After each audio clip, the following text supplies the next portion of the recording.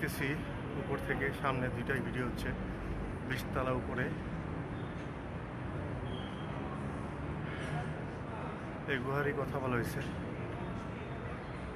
অনেকে উঠতেছে। এটা বলতে পারেন একটা হিন্দুদের মন্দির।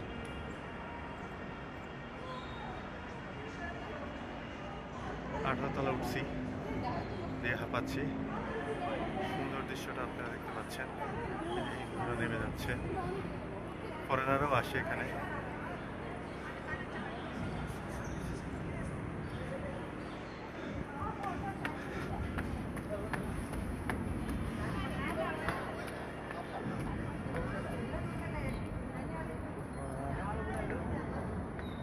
কেভে আমরা ঢুকবো।